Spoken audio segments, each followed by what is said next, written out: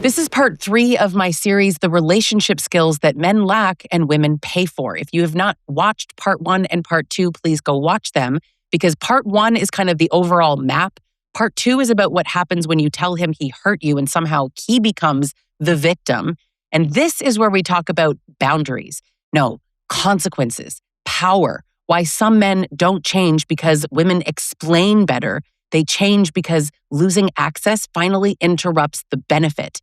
Because listen, a lot of women are taught that if a man keeps hurting them, the answer is try harder, better communication. Try it differently. Say it on a different day. Say it at a different time with different words and a different tone.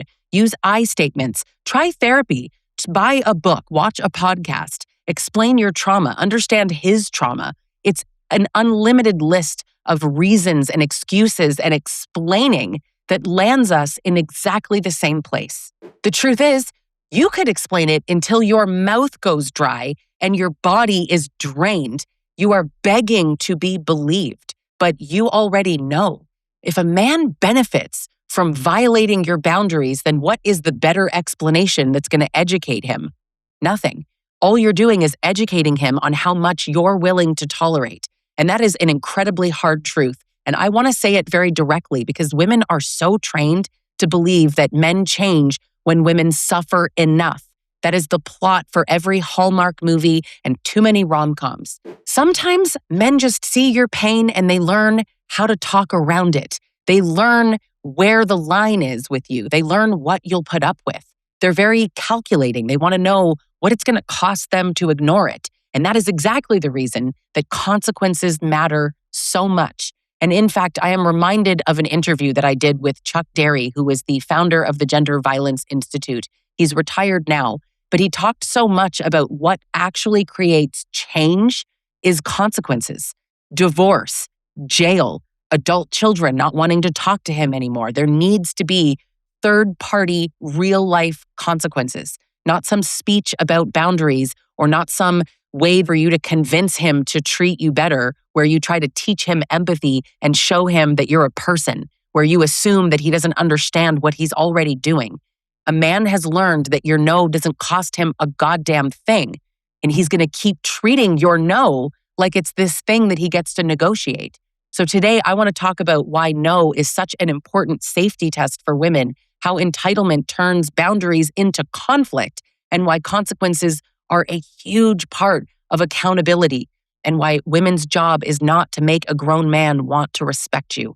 My name is Lisa Sonni. I'm a certified relationship coach. I'm the author of multiple books, and I have a following of over 1.7 million women who listen to my content, hear me expose what abusive men do, and help themselves exit these relationships and never go back. Boundaries are talked about online very, very easily, very simple, right? Set a boundary, hold the consequence. Boundaries are easy. Here's the words you need to use. I don't like talking about boundaries like that. I also think you've seen enough videos about that. You probably have your PhD in narcissistic abuse from YouTube University. You know all about it. But what you don't know is what's missing in your knowledge bank about boundaries. A boundary is not just about the thing that you're saying no to. It actually reveals what he believes about your right to say no at all. And honestly, think back. You said no to sex. You said, don't yell at me. You said no to being touched or a conversation that was getting way out of hand. Maybe he insulted you and you said, you can't call me the B word. You can't come back home. No, I'm not getting back with you, whatever. A safe man is going to feel disappointed in these things. That makes sense. A safe or healthy man might feel frustrated or sad, uncomfortable, but he's still going to basically respect the line. His feelings being different than what you're saying, right? He's feeling rejected. That's not then permission to keep pushing you or to punish you. An unhealthy man, he's going to see it as an offense, as a challenge, as something that he now needs to overcome. It's disrespectful. And even the concept of rejection, right? You have a boundary and he feels rejected. That's not even a healthy emotion. He'll feel betrayed, like you're being selfish. That's the whole reason that so many men think women are manipulative and cruel and selfish and dramatic, because they don't like the boundaries. You're dramatic if you want to break up with someone who's hurting you because he's owed forgiveness. He's owed access to you. he is not only reacting to just the boundary, it's also to the fact that you believe you have the right to set one. And that is actually the real issue. We think if we just explain it better, it's going to change something. But if you have learned the right way to set a boundary and you're using all the right words that you learned from YouTube, from your therapist, and he still doesn't handle the boundary, doesn't allow you to have it easily, the problem is him. It's telling you a ton about him. Because when you have a man who is very entitled, which in my opinion really is the center, the core of what makes abusive men so abusive, it's entitlement. You take entitlement and you match it with you having a boundary. And he's like, hold on a second here. No, that's not fair, right? I want this. And you being uncomfortable, you not wanting it, no, that doesn't matter. What I want matters. That's how he operates. Your body matters less than his desire. If you're exhausted, that doesn't matter because he wants convenience. Your feelings don't matter because he's angry. That's why he has a right to do all these things. And that's why a no becomes a fight. He argues and pressures and guilts and sulks, interrogates, stonewalls, punishes you, calls you cold, accuses you of being selfish. One of those horrible women who will explain your duty to you. He will make you explain the no until you are exhausted or until you give in. And ultimately, he can decide that the relationship isn't good and that he wants to leave. That's fine. But instead, no, he won't do that. He wants to stay and control you and flip your no into a yes. He wants to overcome your boundary. That's why so many women describe a boundary as a debate. Really, that's what they're describing, right? It has to survive some cross-examination from a man who benefits from turning that no into a yes. And you shouldn't need to do that. You don't need to have an argument. You just set the boundary and a healthy person goes, okay, whether they agree with it or not. It's not a democracy. You get to have whatever boundary you want to have. This is why, actually, I think that saying no is one of the best safety tests for a woman. And what's interesting is I sort of encourage women to say no and to have this test, be damn careful because the test can go either way, right? When you're first getting to know someone, but his no tells you a lot. I don't think you should say no if you are currently in a physically abusive relationship. Always use advice that you see online with a grain of salt. Know if it needs to apply to you or not. So if your physical safety is at risk, this is not for you. But no removes his preferred outcome, right? It interrupts comfort and access, and it makes him realize you don't think he's entitled to this and he thinks he is. To him, that's just reality. He absolutely is. But it interrupts the idea that you're just available on demand because that's what he expects. So this is where his character actually really shows because is he a man that can hear no without making you pay, without a punishment, without stonewalling or sulking or fine and being pissy or passive aggressive? Can he do that without becoming a scary man? Without making the next few hours completely miserable? Often that's not what it is because you're allowed to say no, but it does come with a cost, right? The mood is going to be completely different, or he'll accuse you, or sexual pressure, financial threats, threaten to leave you, punish you through your kids, whatever. So women are asking themselves this really awful question of like, is saying no worth the consequence? Is it worth what happens later? Now, when you set a boundary, that tells him where the line is, but a consequence tells him what happens when he crosses the line.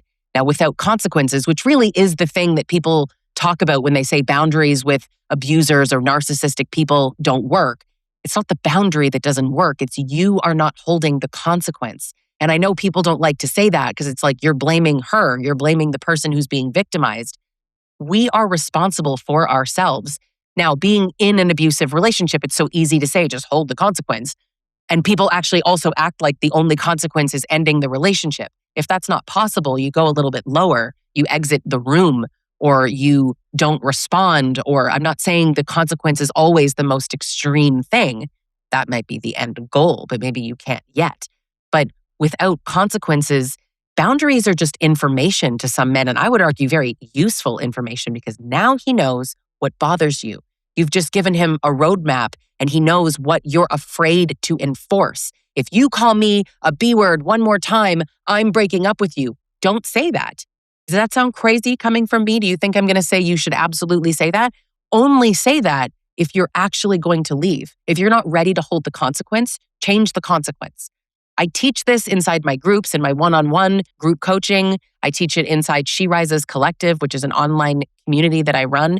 But this is a very important skill, right? You set the boundary and then you feel so defeated because you are struggling to hold the consequence, even though you explained the impact and you said the right words and you said it in the right way. The boundary was never the whole thing. It needs an action.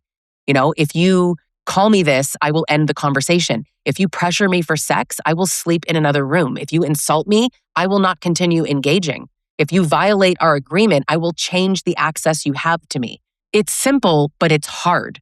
It's not that it's complicated. It's that actioning it requires something in you that maybe you don't have yet. You need to have a little bit of, I don't give an F. You need to not be so invested, and that's hard. So you might need to work on detachment first, or overcoming abandonment, rejection, and really manage the fear of actually holding them. Perhaps you also need to consider that the consequences aren't punishment. And that's how they pitch it to us, right? Women are trained to feel so cruel for enforcing a consequence, like a consequence is a mean thing. You're punishing him. You're trying to control him, or you're abandoning him like everybody else has. A consequence is what protects a boundary from just becoming nothing but a speech. If you're just saying boundaries and there's no consequences, then you're just telling him all the things that he should keep doing, especially when dealing with someone with an antagonistic personality when they hear your boundaries and they're like, perfect. And then they jab you in all of your boundaries. So if someone keeps lying to you, trust changing makes sense. That's not revenge. In fact, that's a natural consequence. The same way, if a husband is pressuring you for sex and the natural consequence is you no longer have desire, that's a natural consequence of your body shutting down.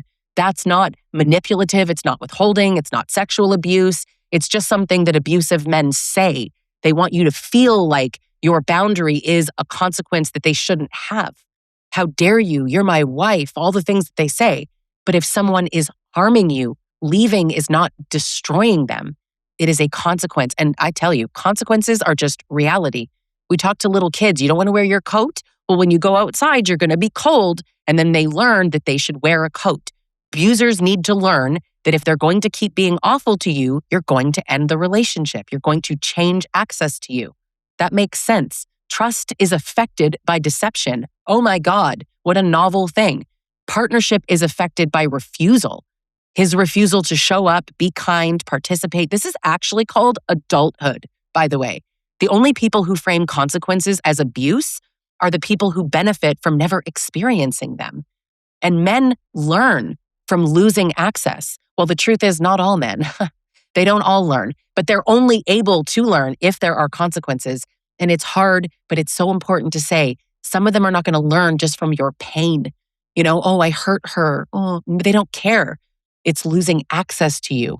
Now they don't get your attention and your forgiveness, your home, your caretaking, your cooperation or availability, nothing. They get none of it. Cut them off at the oxygen source, okay? They do not become reflective because you're crying in their face. So many men say women are manipulative when they cry. That's a sign of a misogynist. You're not going to convince him that you're not being manipulative if his core belief is that women are manipulative when they cry. Every time I say that, there's men in the comments going, but women are manipulative. Exactly. And that's why that man is either unhappily married or single. He's either abusing his wife or he's alone, typing into the comment section like some little keyboard warrior. The only chance, and not in every case, I would argue in a minority, but the only chance a man has at becoming actually reflective is when there are consequences for their behavior. When you file for divorce, when you leave, when you stop chasing, when you stop showing up, when you stop explaining him to the children, and the children now finally see him for who he is, when you stop saying, Daddy loves you. I'm not saying you tell your children he doesn't. What I'm saying is you let them see it. Don't tell your children that absence and neglect and emotional abuse is love. Let them figure it out. If they say, does he love me? I wouldn't even say no. Does it feel like love? Those are much better questions. Questions I think that we would have all benefited from being asked when we were children and we were talking about how adults in our lives treated us. You have to stop letting him return to comfort without repair. And when I say repair, I don't mean, okay, I'm sorry, God, fine, I'll go to therapy. Fine, you're right. Or even the guys that say like, I know I'm abusive. Please take me back. I'll do anything to change. Show me. Show me right now. What are the actions? And I don't mean list the actions. I mean go do the actions. That doesn't mean that he becomes safe just because he allegedly took accountability. It's not real accountability unless you're seeing actual change. Your pain is not enough. And I'm sorry to be the one to tell you that. Your pain is not a consequence to him. You crying is not a consequence. You not having sex with him for a week is not a consequence. Your tears matter, and your fear and exhaustion and all of these things matter in a good relationship. But with some men, it's just background noise. They don't care. It's just something you're doing off in the corner. He can ignore it very easily. He can explain it away to others, to himself. He can minimize it, and he'll use it against you. He'll tell you that you're manipulating him.